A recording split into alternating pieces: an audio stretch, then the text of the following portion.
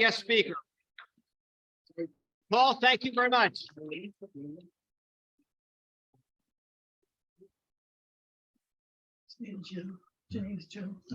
Oh, I have to mute people. I'm sorry. Just a minute. Go ahead, Peg. Let's go. We don't know how long the internet will last. Yeah, there's All right, you go ahead. We're ready. okay. Oh, it's my great pleasure to introduce Maureen O'Connell, professor of theology at LaSalle University. As she mentioned, she's a proud graduate of Hawk Hill. She has her doctorate from Boston College in theological ethics, and BC maybe has the preeminent graduate faculty for Boston for theological ethics at St. Joe's. When we do hiring, we get to meet a lot of those people. We have one on our faculty right now. And they're all terrific because one of the faculty at BC is a St. Joe's alum, who was actually a physics major, and now he's a Jesuit ethicist. So Maureen is a well-known voice in Catholic theology, and this work that she's going to speak to us about today is just, I would call it her magnum opus. It is literally the work of a lifetime, which doesn't mean she's done yet. But it's incredibly important, as is evident by some of the people, even on the book jacket, who have endorsed it. It's going to have a lasting impression, and she's done the kind of work that a lot of us can, a lot of even publishing theologians can envy. So for her contributions, we owe her a great deal of thanks. And we should be especially grateful because has told me that she's honored here to be with us. This is the way she would like to spend her birthday. So.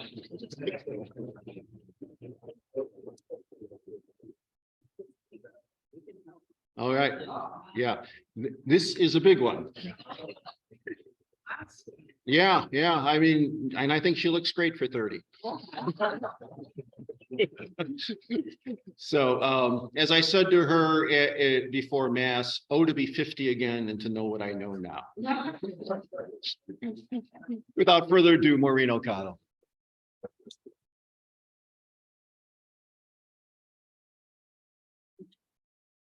So really it is, I could think of no better way to mark this milestone for me than to be in this prophetic community, trying to live the way of Jesus, and doing so honestly in such a heartfelt way this morning with your reflections on the legacy of Martin Luther King, and the sense that King invites all of us to be protagonists in change. And I appreciated lifting up the voices of the people who are around King. I mean, sometimes the temptation we can have is that it's just it's the leader, and we have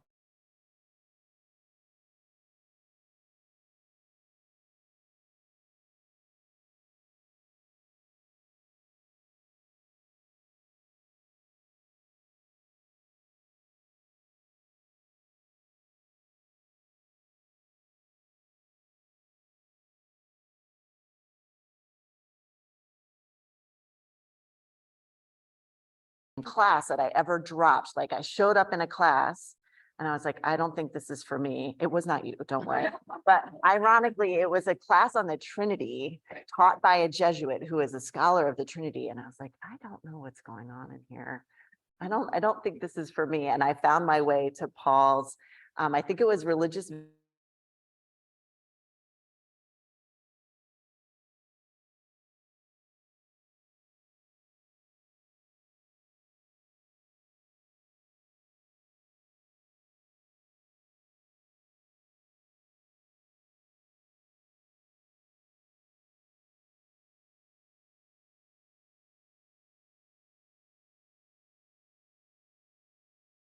The very much needed witness that you're providing in the Philadelphia area. So I know that I have about probably 12 minutes at this point.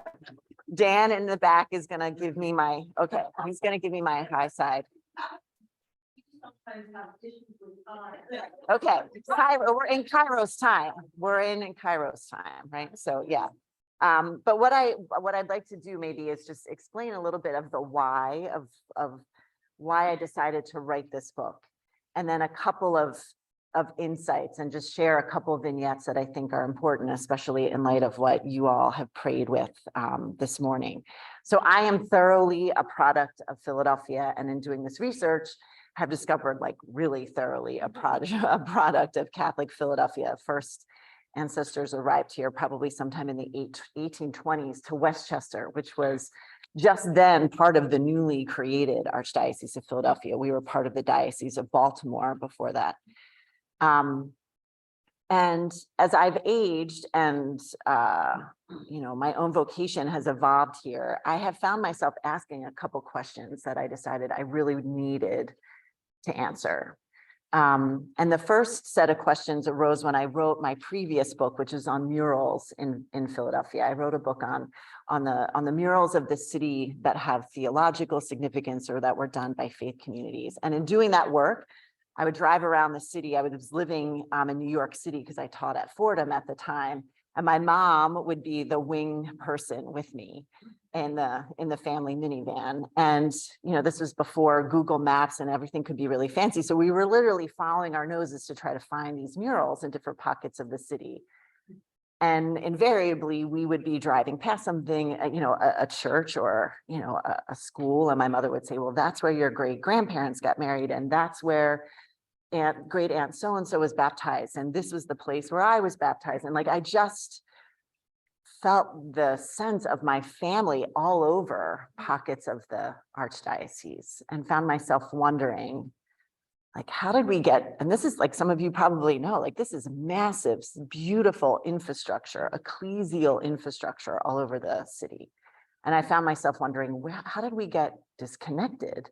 And I kind of knew from doing some work in racial justice and the history of racism, like, yes, like theoretically, I knew how that happened, right? Redlining, being a primary, driver of separating white Catholics, white people from the urban places where they had grown up. But I found myself really wondering, like, what did that do to the people, the family members who at those different points in our history left? Especially given, as I learned, how deeply connected they were to those parish communities and those parish spaces. And I was in front of a particular mural and discovered that our family literally lived across the street from this mural, a tribute to women returning from, time spent in incarceration. And I just had this profound sense of like, what was going on? How are they making sense of that as Catholics? What did that do? What did that do to my people? So that was the first question I felt like I needed to answer. The second place where that got confirmed, when the Pope came to Philadelphia in 2015, people might remember when Francis came in 2015. I was part of an initiative among faith-based community organizers to try to say to Catholics across the country, but certainly Catholics here in Philadelphia, that community organizing can be a way of responding to injustice. Not only can it be, but it might be one of the most authentic ways of doing that in relationship, a way of modeling who Jesus even was and his approach to social change. And we had this huge push, and the Pope is a big fan of organizing. In fact, he's got a giant organizing campaign going on right now. It's called a Global Synod on how to be a church that listens and relates horizontally rather than vertically. And we worked really hard here in Philadelphia to get parishes to commit to joining an interfaith community organizing coalition here in Philadelphia called POWER. I don't know if any of you have ever heard of POWER. Yeah. So when we started this initiative, there were 3 Catholic parishes. There's 50 congregations in POWER. Only 3 of them were Catholic. Now there's only 1. And I found myself saying, why is it that Catholics cannot get on board with community organizing? What is it that keeps us from understanding organizing, standing shoulder to shoulder with people? King was an organizer.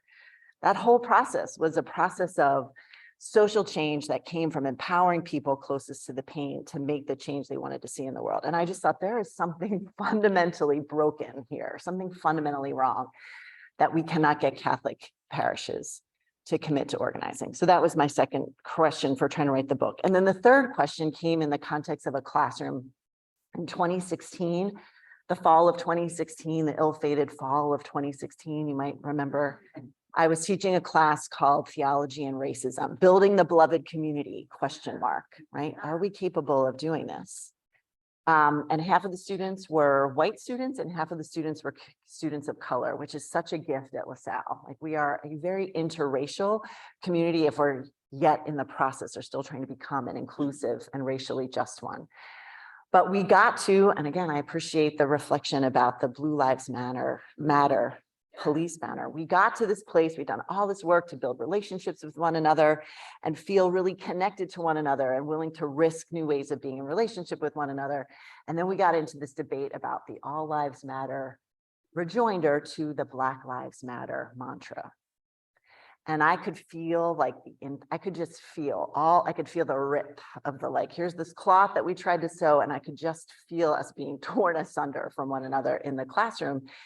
And a student in the class, a Black student in the class, we sat in a circle and he raised his hand and he just said, I just wish when I told people about racism and my experience of racism, I just wish they would believe me. That's all I'm asking, just believe me. And again, that was just really profound because I found myself asking, well, what makes it so hard for white Catholics to believe our Black brothers and sisters, or our Latino brothers and sisters, or our Asian brothers and sisters, when they tell us their experiences of racism? I think a lot of us have the, yeah, but, and what about, and we quickly have our own rejoinders to that. It might not be the all lives matter, but we kind of are actually saying that even if we're not. And so those are the three questions that led me to try to figure out what is going on with Catholics, white Catholics, and racism. And I discovered along the way, so I decided I'm going to go back as far as I can. I just want to try to figure out, like, what happened to my people who are mostly Irish, although there is a pocket who are German, and Dan's a little frustrated because he feels like I wasn't upfront with him when we got married, that I have a little bit of German and a little bit of Polish. This is a man with like Irish citizenship. So like we've worked through that, but they were mostly Irish. And I really wanted to try to understand, like, what happened to them and what got lost and how do we get molded as something that maybe we aren't actually supposed to be right now, like is stunting who we are. And truth be told, when I proposed this to the publisher, the title was Being Catholic, Becoming White. 5 generations of American Catholic. I didn't have anti-Blackness. I didn't know what the subcolon was going to be. But as I started to do this research, and I didn't have to look hard, and I didn't have to go deep, I realized, like, we didn't just become white. That's really dodging it. Like, we really learned, and we learned through our Catholic tradition here in the United States, how to become anti-Black. And by that, I'm really indebted to the work of people like Ibram Kendi, who basically defines that as, we see there's something wrong with Black people. We just think that there is something wrong. There's something wrong with Black people. Black people are a problem. We could fix it, but we start with the sense that there's something wrong with Black people. And so I found 5 knots. So like, if you don't want to read the whole thing, this is in the epilogue, but there were 5 distinctively Catholic knots that I think we got tied up in. One is a knot of a missionary sensibility, right? That there is need, and we're called to meet that need, and we can feel really good about meeting that need, and I'm getting the sign. The second was that we opted for self-preservation, institutional self-preservation, over the people who were affiliated, white or Black or brown. There was an institutional preferential option. I call it the preferential option for the institutional church. The third was the ability for us to create space where there weren't people who were different from us. And that ended up tying us up in knots, because we're now 3 or 4 generations on from that, and we can see what happens when we don't know how to really meaningfully engage people who are different. A fourth knot was the ability to perform white supremacy. Unknowingly often, but we learned how to perform white supremacy. And now I can't remember what the 5th one was. I'm sure it'll come back to me, but I want to give you a quick example of 1 or 2 and then open it up for discussion. On this performance of white, white supremacy or white identity. I got a research leave to write this book. And on my first foray into doing some archival research, the clearest place I knew where I could start was my mother's father. My mother, their family grew up first in St. Stephen's Parish at Broad and Butler. And it's in the late 1940s, my mother's father moved the family out to Norristown because he had bought 100 acres of a farm, and he was going to develop houses for folks returning from the war. And a scholar of the history of residential segregation, a great book if you have not read it, by Richard Rothstein. It's called The Color of Law. It's a really great book about how the federal government and state governments completely legally sanctioned racialized housing beginning in the 20s, but certainly robustly in the post-war period. Richard said, go find an ad that your grandfather would have taken out for his housing development, because it's likely in that ad, there will be a couple of signals. So it'll either say FHA approved, and at that point, the Federal Housing Authority only authorized developers to sell homes to white people, because again, Black people were a problem and they would have been a risk. So the FHA was not going to back any mortgage that would be taken out by a Black homeowner, or VA funding approved. Same thing with the VA. VA was not going to take a risk on lending to Black veterans returning from the war. So I go to try to find this ad for my grandfather's subdivision. I went to the Montgomery County Historical Society, and I was like, I need to look at the newspapers. I'm going to look at the Times Herald in Norristown. I figured that was a safe bet. And I was like, I'm going to start in 1950. I think he started building these houses in 48. He was done selling them by 53. It's like 1950. I mean, this is how arbitrary it was. 1950, I think that's a good place to start. So I pull out them, like the archivist helps me get a microfiche reel on, plunk it into the thing to be able to find what I'm looking for, starting with January 1st, 1950. And I'm scrolling through, and there's no real estate sections yet. It's not a thing. Like housing, the housing market isn't quite yet a thing. And stuff is rolling by. And then all of a sudden I see something about St. Francis. I knew that's the parish they were in. So I say, wait, and I reel it back. And on St. Patrick's Day in 1950, there's a headline about how St. Francis School puts on St. Patrick's Day minstrel show.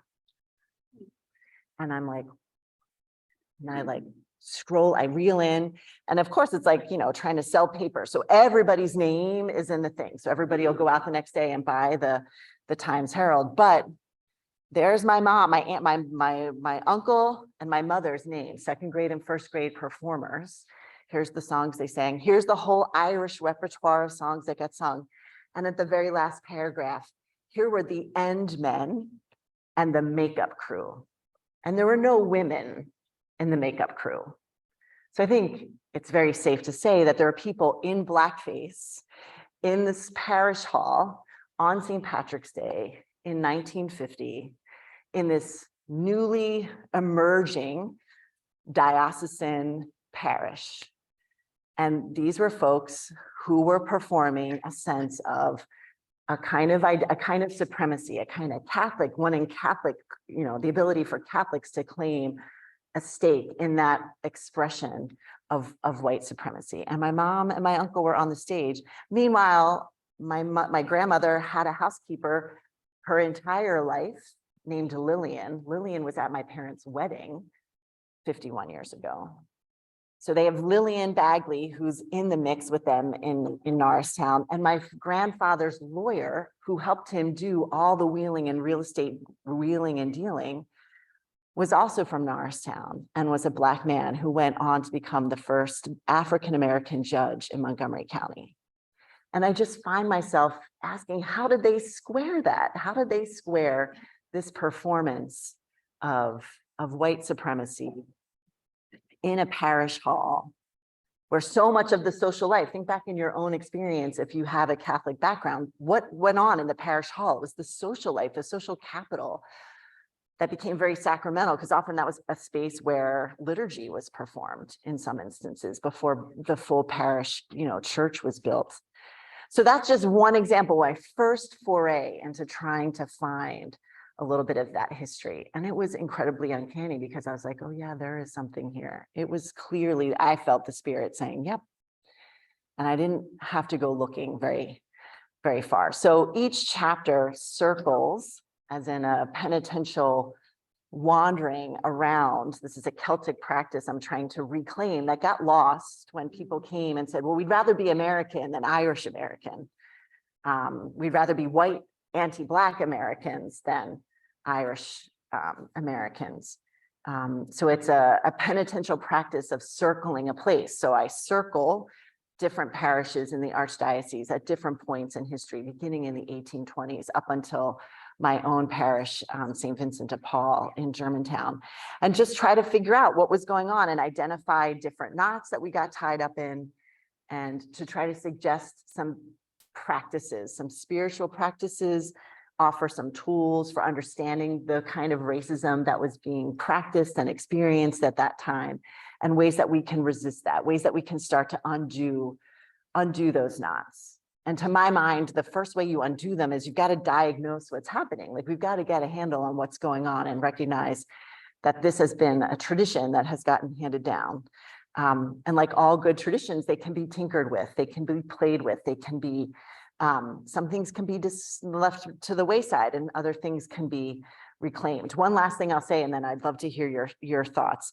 One of the folks on Zoom talked about the Krista Tippett 4 recommendations, right? And I deeply appreciate whoever lifted that up, because I'm struck by her idea of the generative narrative. And I found that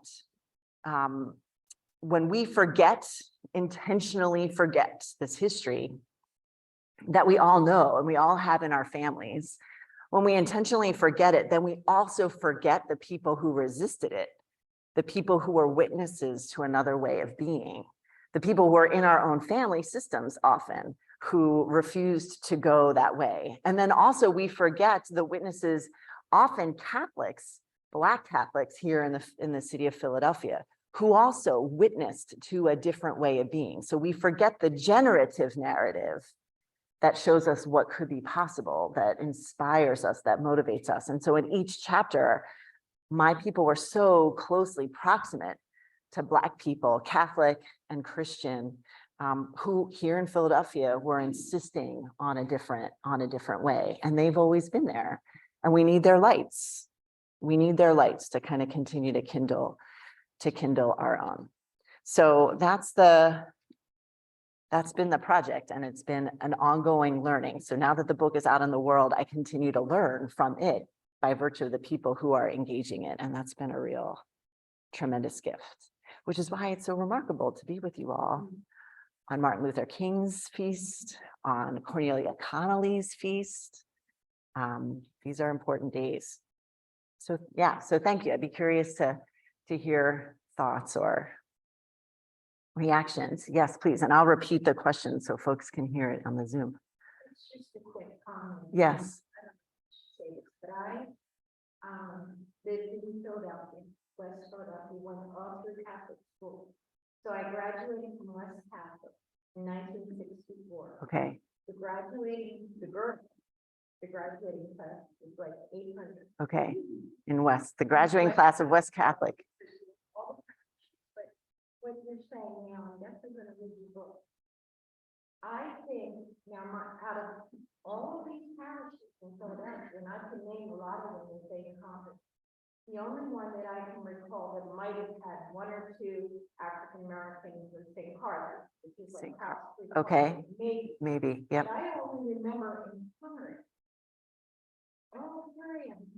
encountering maybe 2 or 3 African Americans. Yes. In 1964. Yep. Another thing I'll say, you mentioned, when I hear St. Vincent de Paul, now I get upset. Because when I was 14, and again, through a friend of a friend or one of the nuns or something, we could priest in the parish, they picked 8 girls from each of the Catholic high schools, all white of course, and 8 boys from all of them Catholic. And I was 14, and I had just finished the first year. And they were going to pay us to work out in Westchester. They said St. Vincent de Paul Society would let, each week, they would let children go to the camp for free. Mhm.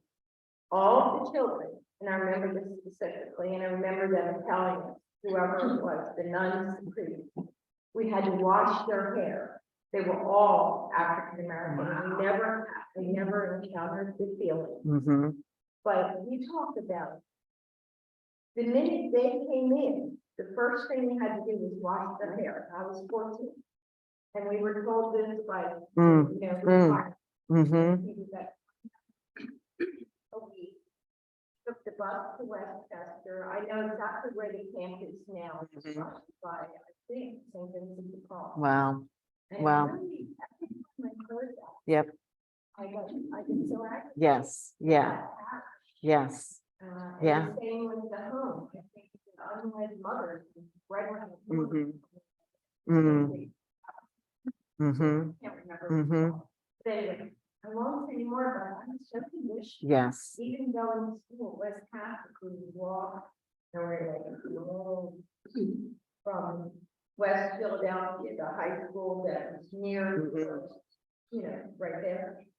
Oh, don't get on the bus with them, they're gonna fight you. Constant, Yeah.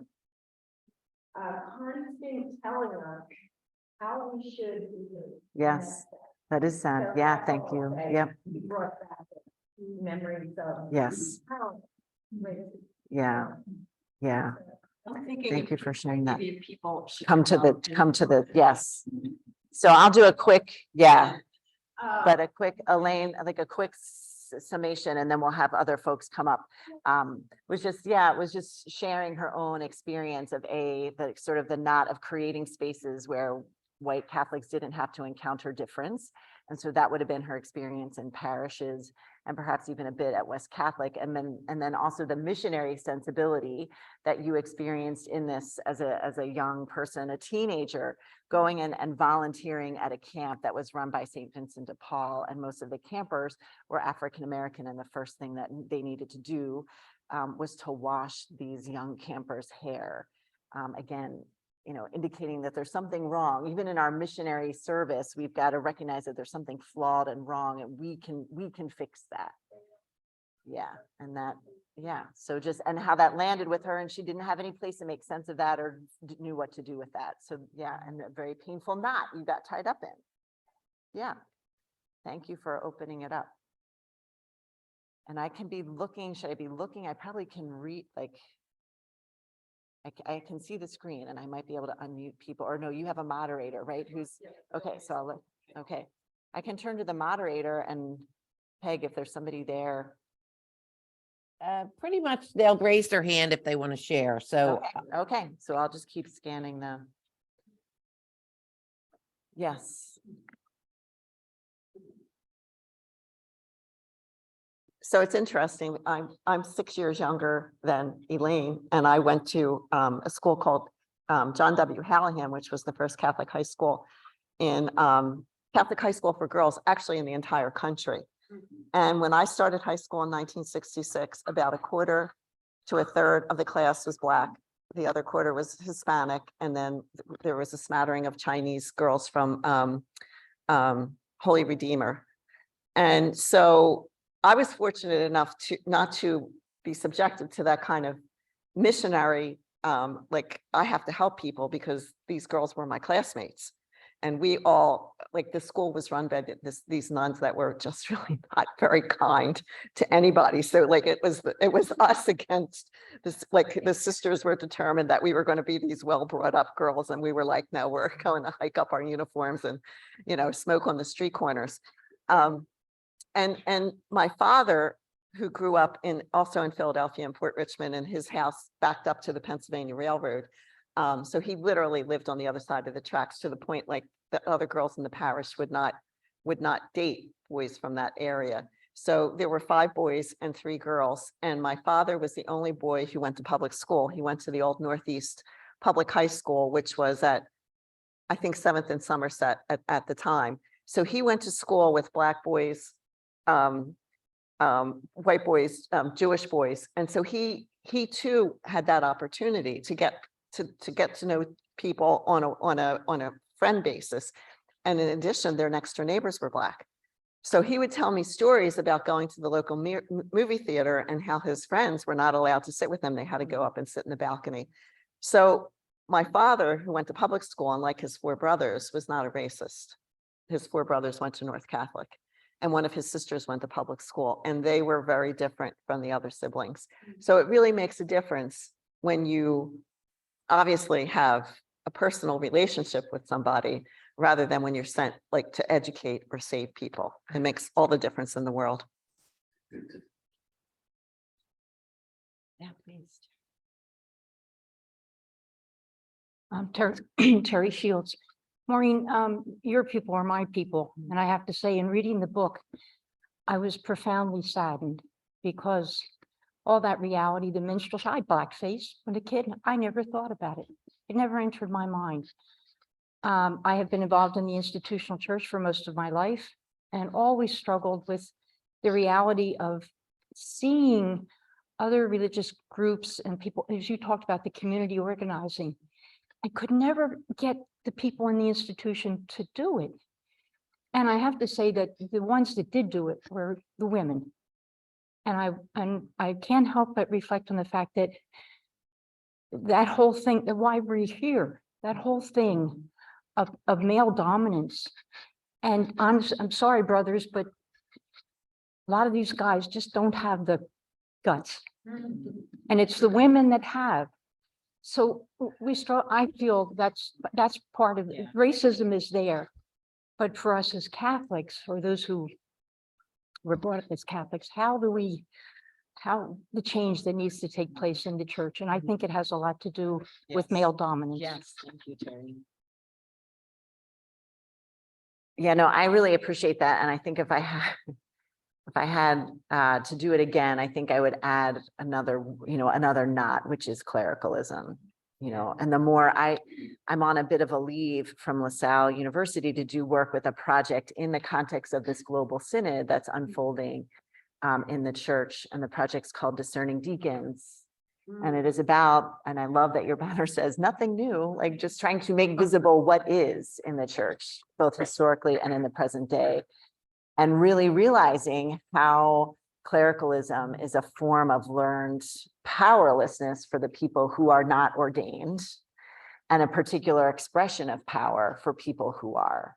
And that in the history, if we want to think about racism all the way through, it was certainly a kind of protecting not just white power and not just white Catholic power, but white Catholic male power that was also at the heart of so much of this. And a great example of that was this woman who I knew a little bit about because some folks have done some work on her. Her name was Anna McGarry.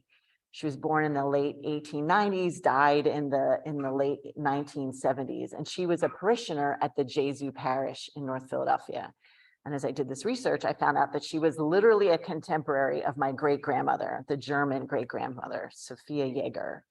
So when I delved into what was going on at the Jesu at the time that Sophie and Anna were there at the same time, it was astounding to me the concerted effort that the Jesuits led in keeping the Jesu white, to the extent that parishioners were signing covenants that were initiated by the Jesuits and promulgated from the pulpit not to rent or sell their homes to Black people. And this is in the 1940s.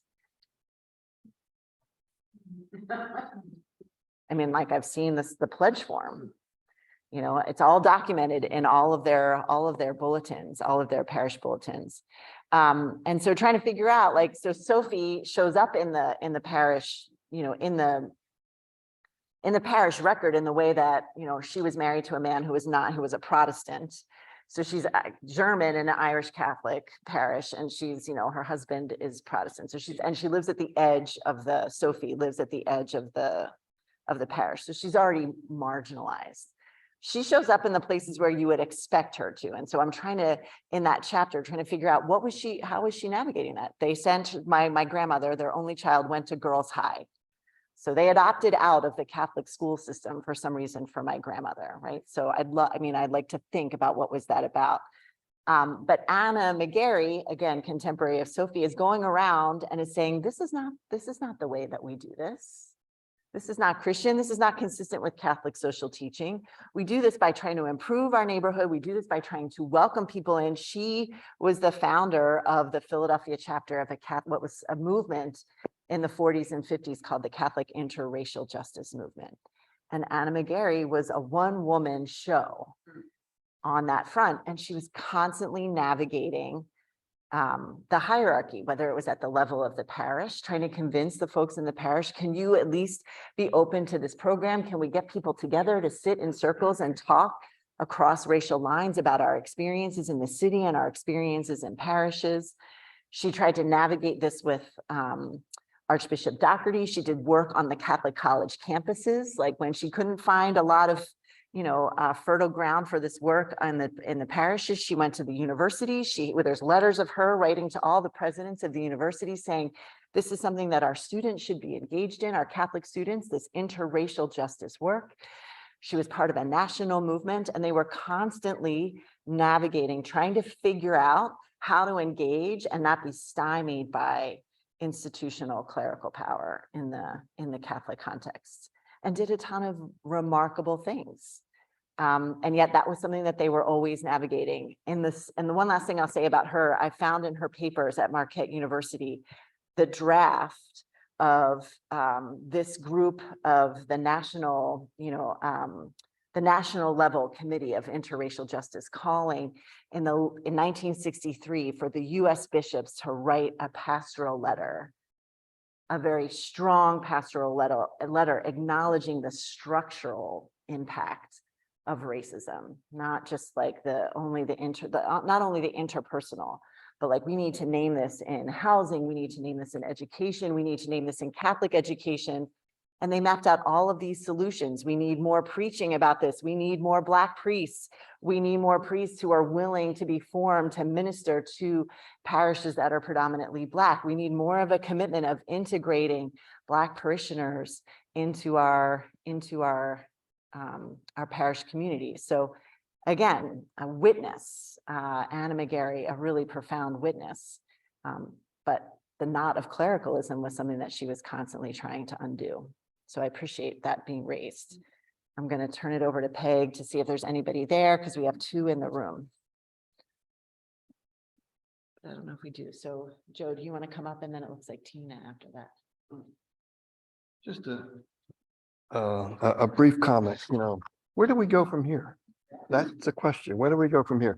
Now, when we were raised as Catholics, we didn't have a good sense of community. And I think that's one of the major things in this institutional church, is that we have to develop a sense of community. Now, we have a better community here, obviously, but still we have a ways to go.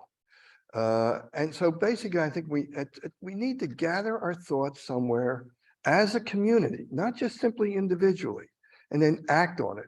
Because, you hear it time and again that we can accomplish so much in terms of community rather than acting individually. And I'm just thinking about, this one issue of racism. The big thing is we got to get connected. Let's get connected to the Black community in some way or other. Let's talk about that as a community and then decide how we would do it. I think I like that. I think that's really spot on. And a thought or two that I have that I'm even, I'm constantly thinking about in the institutions and the communities that I'm a part of. George and I were talking about this at the break. It's like how to, be a tailwind, help be part of the tailwind for Black communities, rather than being unknowingly or maybe knowingly part of the headwind that folks face. Right now, in the national context in the Catholic Church, there will be in July a National Black Congress. It happens every few years, and they're going to meet in July. And so one of the things that I've been thinking about, and I think St. Vincent de Paul, my parish, is thinking about, is like, what is the support? What is the witness? What is the support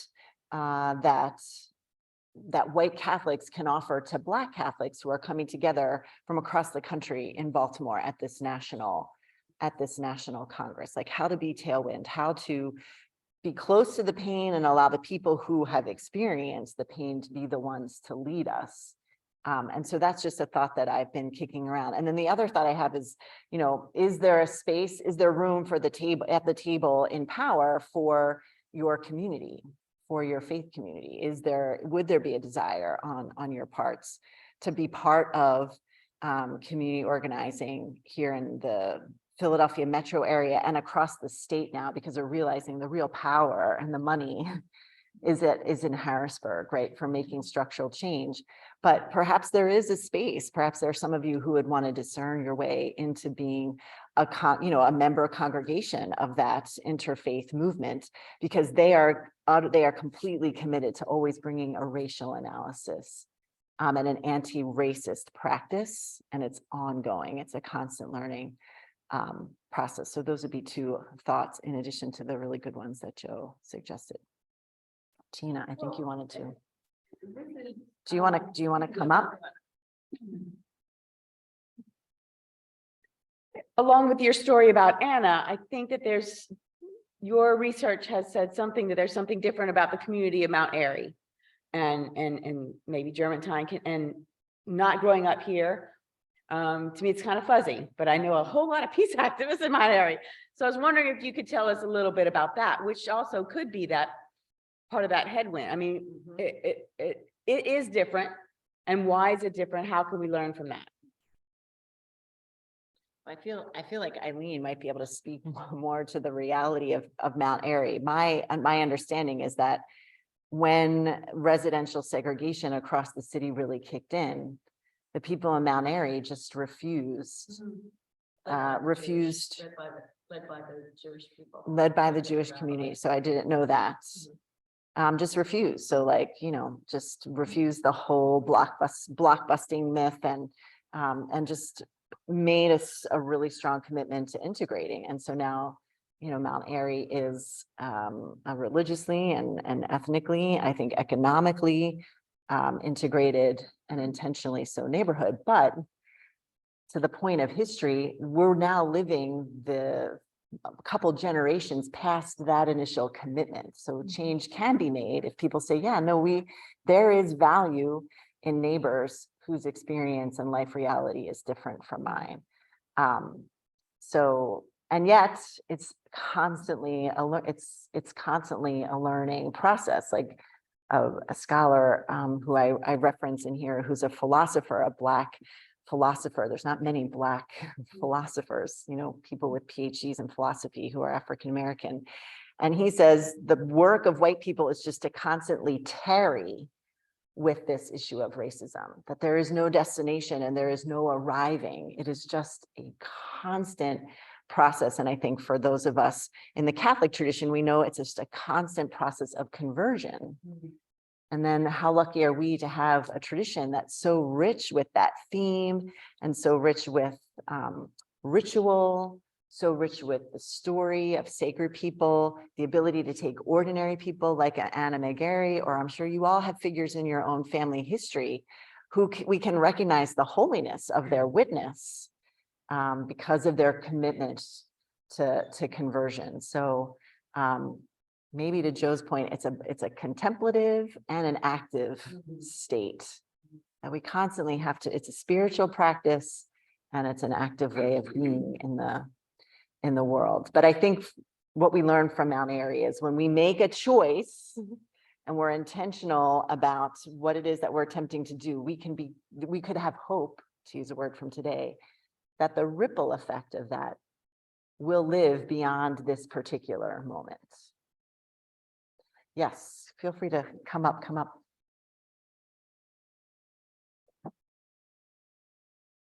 Hi, everybody I haven't met. I'm Grace. I'm Ann Hayden's granddaughter.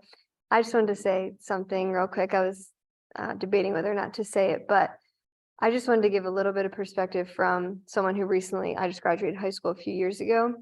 And so like some of the things that still go on in Catholic high schools and grade schools, like my heart was just breaking because I was thinking back to, I don't know, maybe I don't know if you remember my friend Alex in grade school. One of my best friends was this guy, Alex, and he came into our class. I graduated with 11 people in my 8th grade class. So we were the smallest in the school. but he was the only Black boy in our class. And then we had my friend Johanna, who was the only Black girl in our class. And I will never forget. And they both came in 5th grade, I think it was 4th or 5th. And the boys in my class absolutely like ripped them to shreds. Like it was actually the saddest thing. And they didn't know any better. I just would get so angry at the time, but it was like 5th graders being like racist is like an understatement. They just absolutely were horrible to Johanna and Alex, my friends. And they were like the nicest, sweetest people. And I mean, St. Francis was very, yeah, you just don't see a lot of people of color coming to our school. So I just remember those memories so vividly. And my friend Johanna, she wasn't Catholic at the time. She was Christian though. Her family was very Christian. And we would have these conversations. I remember like 6th grade, 7th grade about how, because we were learning to be like Jesus, right? In the Catholic schools. And I say this because are we really learning to be like Jesus? And we would have these conversations. She's like, Grace, doesn't Jesus call us to love everyone? Doesn't he call us? And we'd have these discussions as 6th and 7th graders of how hurt she was by the people in our class and how if we're really called to be like Jesus, why do people, treat each other this way? So fast forward, she just became Catholic a few years ago and she asked me to be her confirmation sponsor at St. Joe's, actually. She goes to St. Joe's.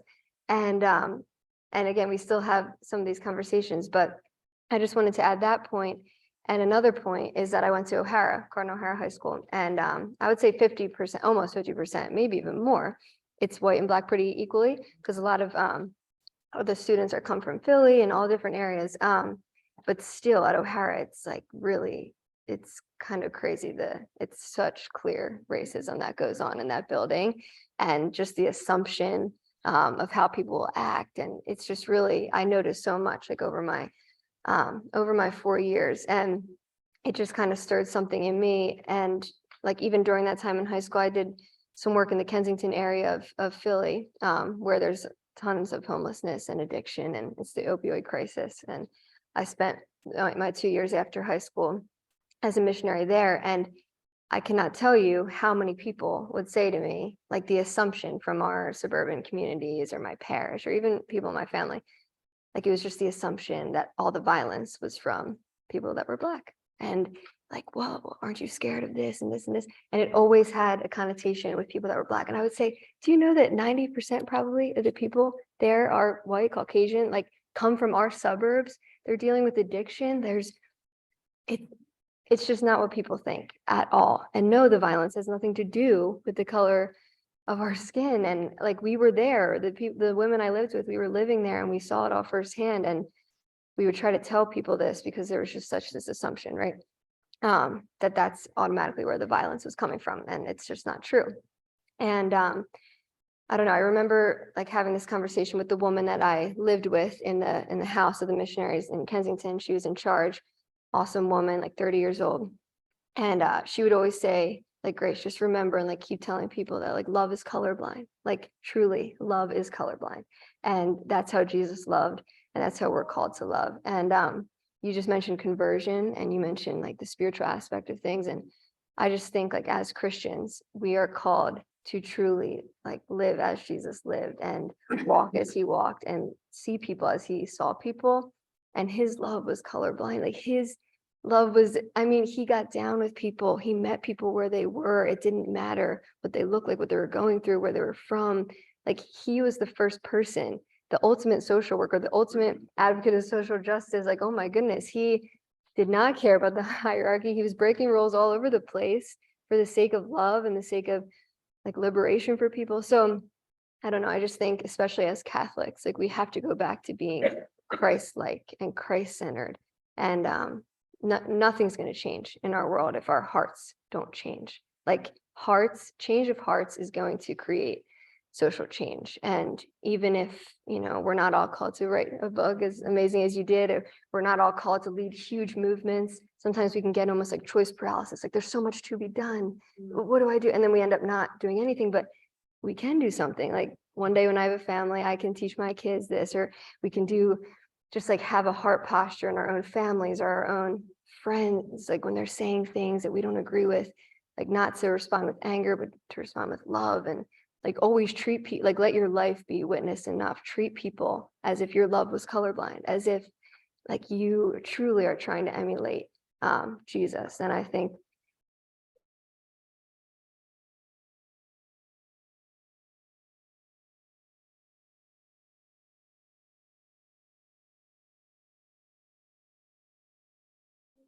So frustrating.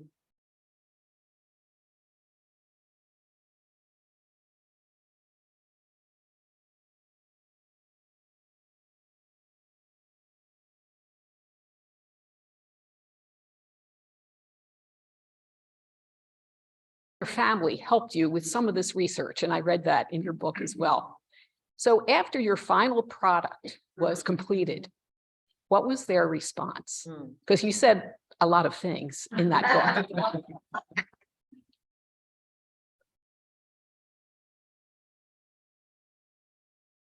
I will say that there was a long gap between when I finished the last, all the changes. I had a really good set of editors who really helped make this a better book. But I had a long time because of COVID. There was no cardboard boxes anywhere. So I will say, I have never, and I think Dan could attest to this, I really felt like I was in the middle of some kind of spiritual warfare because I was petrified about this book coming out.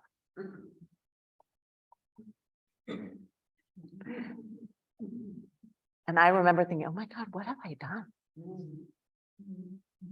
And I wasn't so much worried about my family because they had been on this journey with, the family that I could talk to and who I could engage.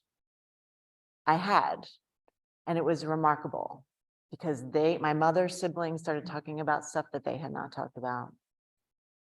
I was able to have really good, frank conversations because I went and met with did like one-to-one interviews and like raided the like Gallagher stashes. Everybody's got all the Gallagher papers are kind of all over. So I felt okay about that. But I think I was just much more anxious about my colleagues of color, did I do right by them? And scholars of color who are trying to advance this conversation and make contributions. Will this set this back? I was very worried, like, is this recentering everything on a nice white girl, trying to be good white Catholic girl, which is not what we need. I was really worried that the historians would pick it apart and be like, you're an ethicist. What are you doing in archives? Like, you're not trained for this. I mean, yes, I had Randall Miller as a professor and I'm grateful for that for sure at St. Joe's, but like, I'm not trained this way. So, and it really, it all of a sudden, it kind of dawned on me that like, yeah, this is a battle. This is a spiritual battle and you're in it right now. And you need to get rooted in your truth as you understand it with a soft heart that's going to be able to hear and receive other people's truths. And you have to be ready to learn from whatever this book has to teach you. And when somebody said that to me, like, you're putting it out in the world, and now you are to receive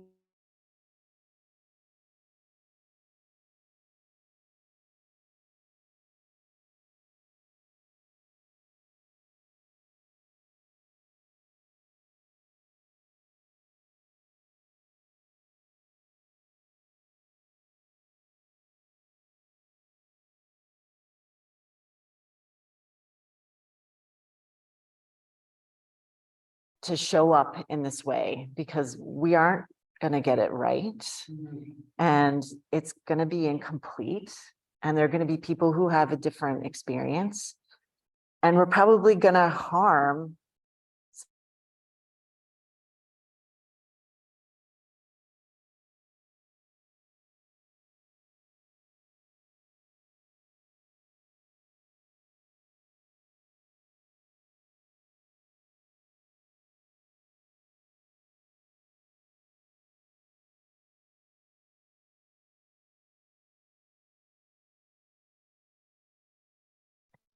her grandmothers were contemporaries of Anna McGarry and likely my great grandmother, Sophie. And it was really hard for her to read this book because nobody told her that. And she opened up the pages of this and she's like, I'm now reading my history through the lens of a white Catholic woman. She brought her own truth to that panel. And she just gave us, whoever said, like, I think it was Tina, right? The multiple perspectives, like, but you could feel the spirit in that, I felt it. I was like, oh my gosh, the people who put the panel together did not know that that would be the case. And what a moment of grace if we are able to prepare ourselves spiritually and intellectually to step into that and be vulnerable and soft and ready to do the really important lament and then dance of hope that that kind of interaction can provide for us. And so I just think it's like we do our best and then we open ourselves up to receive the learnings to grow and recognize that that is, if we're doing this kind of work, like that is of the Spirit and that is of God. So, yeah. Mhm. That and maybe a little anti-anxiety medicine, if I'm honest. Yeah, was that acute? I was freaking out. I was in a full freak out, Tan can attest. Yes. Terry. We have Clark here on Zoom who would like to speak. Okay, so let's go to Clark and Anne, and then we'll come to Terry. Okay, thank you. I wanted to thank you so much, Maureen, for sharing your story and also sharing this last part that when you wrote your book and the public is going to read it, it's scary. And I think it's scary as a white person, as you pointed out, to say, how's this going to be received by my Black sisters and brothers? Of course, the problem has been that white people don't write books like this. And at a university, I teach at Notre Dame. What I found is we much prefer, even liberal white or progressive, whatever we call ourselves, white people prefer silence. And I think what's happened in Notre Dame is that our Black sisters and brothers have said, you got to pick up the conversation. We're done. You got to speak out against some things. We're not going to take the leadership on this. I also wanted, while I'm giving thanks, to thank Grace, who's our niece for again, I think doing what you just did, Maureen, and being willing to tell part of her story. Mm-hmm. And you know, I was thinking, I could tell stories in grade school. I went not to grew up in Drexel Hill. Ann and I both did. I went to St. Andrew's Parish. I'm a post-war kid. You talked about the minstrel shows. Yes, I know them well. I also know that the sisters, who I think were remarkable people, most of whom I think were high school educated, didn't go to colleges. And they used the N-word out loud in class. They legitimized that as a way to put down children. Mm-hmm. We didn't have any Black kids in school. So that's part of our legacy. I'm glad that we're talking about. I did have a little bit of a question since and you address it in your book, maybe just to ask you a little bit more now that the book is out. So how much support do you feel from your colleagues? I'm going to make an observation and you can disagree with me. I also teach ethics. I don't teach theology, but I studied it and I've written about it. I find that the theologians at Notre Dame, for the most part, have opted for silence since the actually early 90s. Dick McBrien used to talk a lot. Dick McCormick was a friend. They spoke out. Now we're quiet, we're silent, and we choose to write about things that are obscure and academic. Mm-hmm. And so I'm curious, you take on something real and challenge LaSalle and challenge Villanova, St. Joe, Notre Dame, Catholic colleges. But I don't see it happening. And that just may be Notre Dame, or it may be that I don't see what's going on in front of me. But I feel that theologians have been on retreat for a long time. They don't want to take on real. And I think there's something about the academic world that allows us to remain silent because this is what scholarship is like.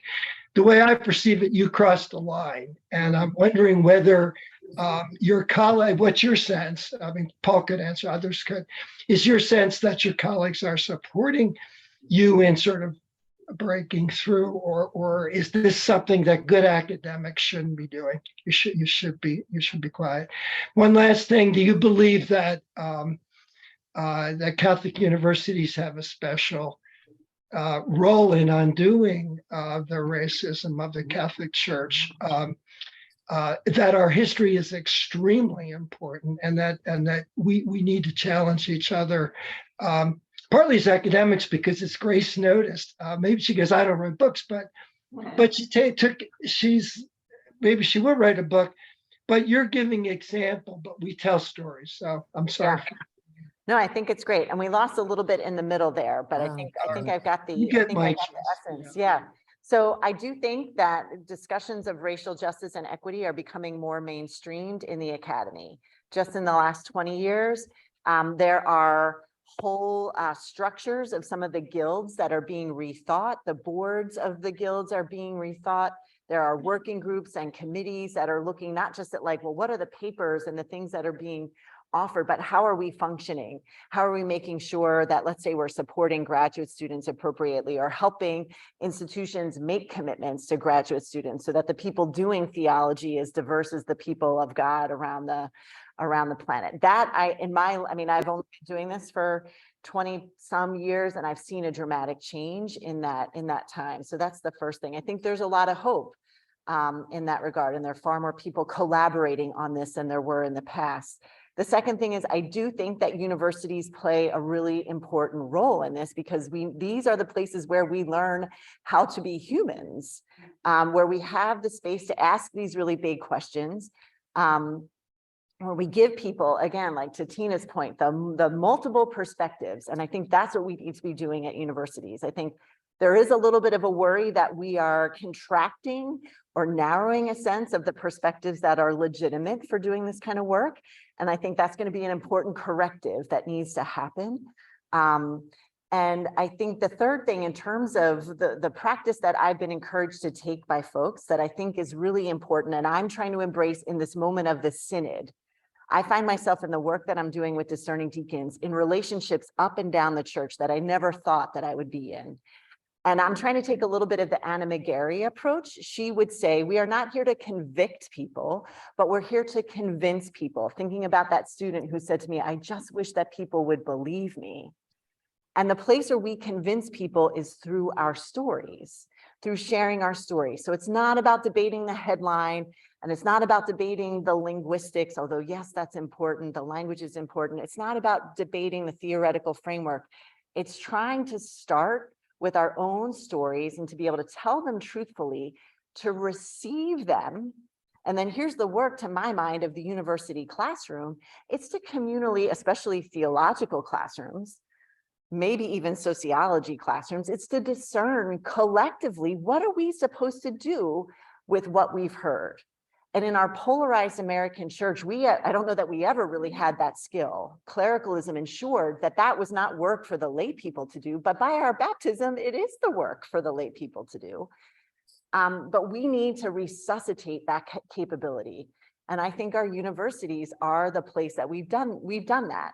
And to my mind, this invitation to synod is providing cover for all sorts of universities to be able to say, yes, we're actually being very Catholic. And it doesn't have anything to do with the litmus tests we usually use. Racial justice being one of the litmus tests. If you're doing that work, you can't be Catholic. And I think the synod and this ability to come together and listen to one another and listen to our stories and communally discern together can be the place where we resuscitate both our Catholic identities of our institutions, but the protagonisms of the people in those communities to start to make the change that they want to see. And I know that sounds very Pollyannish, but I'm seeing it happen. I'm seeing it happen in higher education in Philadelphia right now. And it's really been remarkable. So I'm very hopeful, but I think that's the role of our universities. And we've stepped away from that a little bit. And I'd like to see us step a little bit more prophetically into that work. So thanks for those good questions. And I agree. Grace has got some good stuff going on. So I hate Okay. to be like a downer here, Yes. but I personally could sit here and talk with Maureen for another 2 hours, but we have another church that comes in at noon. And so, I'm sorry, we'll have to, perhaps you Yeah. might be willing to come back another time and we could Thank you. continue the conversation, but we have to be respectful of that. But Understand. thank you so much.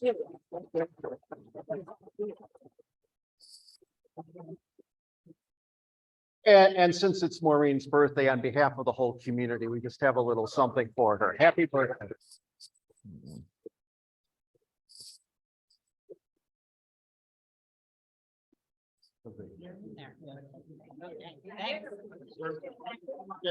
Take food with you. Take food with you. You too. I don't have a pen on me, but I definitely need you. I need your signature to this.